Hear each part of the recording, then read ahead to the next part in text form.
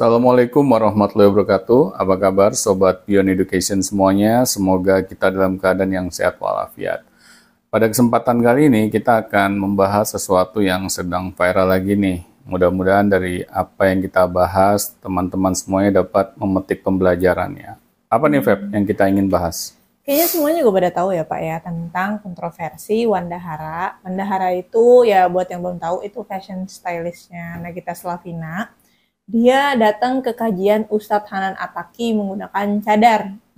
Itu banyak banget netizen yang ada yang pro, ada yang kontra, ada yang kayak yang kontranya yang kayak ngomong kayak please jangan dibelain mentang-mentang dia masuk circle sultan, masuk circle orang-orang sultan gitu bahasanya, orang-orang kaya-kaya banget gitu. Nah, menurut pandangan Bapak sendiri gimana sih ini si Wanda Hara ini notabene cowok nih, tapi pakai cadar dan cadarnya itu digunakan ke kajian Ustadz. Gimana tuh Pak? Ya kalau menurut saya sih nggak pantas ya. Apalagi kalau dia seorang laki-laki berbusana layaknya perempuan dan memakai cadar lagi. Itu kan ya mohon maaf ya, itu kesannya itu kayak menghina pakaian muslimah gitu. Seharusnya ya siapa tadi namanya Wanda Hara ini dia harus sadar, dia datang ke suatu kajian agama lagi. Sesuatu yang di dalam agama tuh tempat di mana ya kita harus berpakaian yang semestinya. Nah, tetapi yang saya lihat, dia itu seperti mencari sensasi.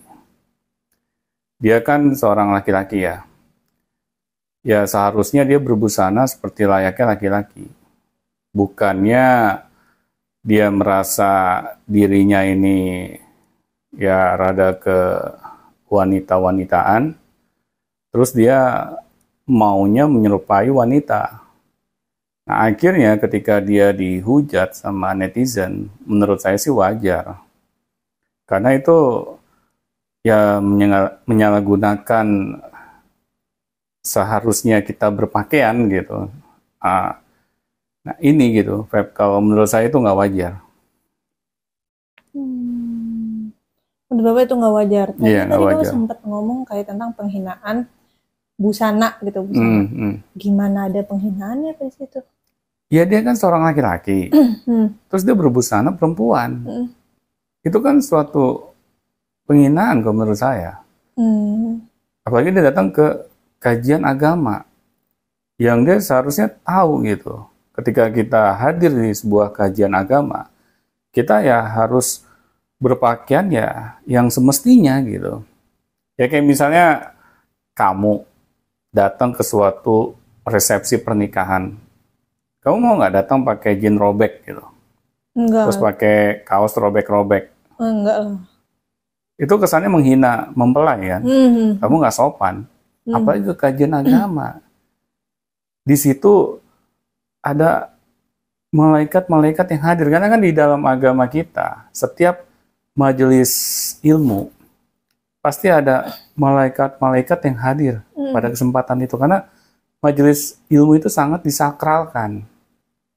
Nah, tetapi kalau kita dengan sengaja ingin berbuat semau gue, dia nggak berpikir gitu, nanti konsekuensinya bagaimana. Jadi seharusnya eling dong, dia kan ini laki-laki, kenapa sih dia harus berpakaian seperti layaknya wanita? Apa dia nggak sadar dengan kelaki-lakiannya? Nah ini yang jadi kesannya tuh kita di negeri yang demokrasi ini jadinya bablas gitu. Sepertinya kita bisa berbuat seenaknya. Ini yang penting harus diketahui oleh semua pihak gitu. Bahwa jangan mentang-mentang kita bukan berada di dalam negeri yang aturan mainnya agama, terus kita bisa seenak jidatnya kita. Karena apa? Ya bayangkan ya, yang tadi saya udah utarakan ke kamu, misalnya kamu datang ke suatu resepsi pernikahan, terus kamu berpakaian yang nggak normal gitu. Kamu kan juga seperti menghina mempelai. Ya sekarang kita ke kajian ilmu, ke kajian agama pula. Ya masa kita berpakaian yang seenak jidatnya kita, itu kan nggak pantas banget. Ke acara yang itu sakral buat manusia aja ya, kayak misalnya kita datang ke suatu resepsi pernikahan aja, kita dandan habis-habisan. Kita pengen berpenampilan yang terbaik. Itu bukan, istilahnya bukan kajian agama ya, itu hanya sesuatu yang intinya hanya pesta lah. Tetapi kita mau menghargai tuan rumah. Nah ini tuan rumahnya itu langsung Tuhan alam semesta ini gitu. Nah kita seenak jidatnya kita nggak mikir gitu. Kalau nanti ada kenapa-kenapanya sama diri kita sendiri gitu, akibat kita kayak nggak tahu gitu siapa tuan rumah di mana kita menghadiri acara tersebut gitu. Ini kan bisa berdampak buruk kepada diri kita sendiri. Ya bukannya saya menakut-nakuti ya. Saya pribadi aja yang intinya nggak soleh-soleh amat aja.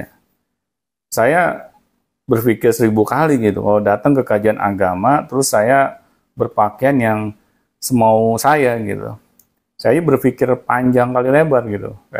Jadi gitu, kita jadi orang tuh harus eling gitu. Tapi tadi ada Bapak ngomong tentang dia kayaknya nyari sensasi. Tapi buat apa nggak sih Pak dia nyari sensasi? Kan dia kan selama ini dikenal dengan kayak stylishnya para artis atau stylishnya Nagita Slavina gitu-gitu. Buat apa dia nyari sensasi lagi? Ya kan orang nggak pernah ada puasnya. Pengen lebih terkenal lagi, pengen lebih kaya lagi. Ya pengen yang lain-lainnya lah. Karena memang manusia itu ditakdirkan memang nggak pernah ada kata puasnya. Tetapi kita harus berpikir gitu bahwa masa sih nyari sensasi dengan cara yang seperti itu? Memang nggak ada yang lain gitu. Nah ini yang kadang kita kurang kreatif dalam berbuat sesuatu yang memang kita menginginkannya. Jadi jangan kita menghalalkan segala cara, apalagi ini kajian agama, Pak. Soal sensasi itu ya Pak ya, kayaknya benar juga sih. Cuman kan tadi ada poin yang menurut saya agak saya highlight gitu ya. Masalah manusia tadi, manusia nggak ada rasa puasnya. Tapi kok ada berapa mungkin kayak ada beberapa orang yang saya kenal gitu, saya temuin gitu. Ini dia puas-puas aja kita dengan kehidupan dia gitu Pak. Kayak dengan misalnya kayak ya udah misalnya hidup dia ya udah segini misalnya gitu ya udah sedikit Tuhan segini ya segini gitu, tapi ada juga manusia seperti itu Pak. Apakah manusia emang identik dengan kata tidak puas, tapi kok saya nemu ada manusia yang puas dengan hidupnya? Kalau saya menyebutkan manusia pada umumnya, mereka kebanyakan yang nggak pernah puas gitu ya dengan apa yang mereka misalnya miliki saat ini. Dan itu sudah disebutkan di dalam agama gitu, kalau manusia itu diberikan satu gunung emas, ya, dia pengen gunung yang berikutnya. Ya nggak mungkin dong agama salah gitu. Ya, mendeskripsikan sifat manusia yang nggak pernah ada puasnya gitu.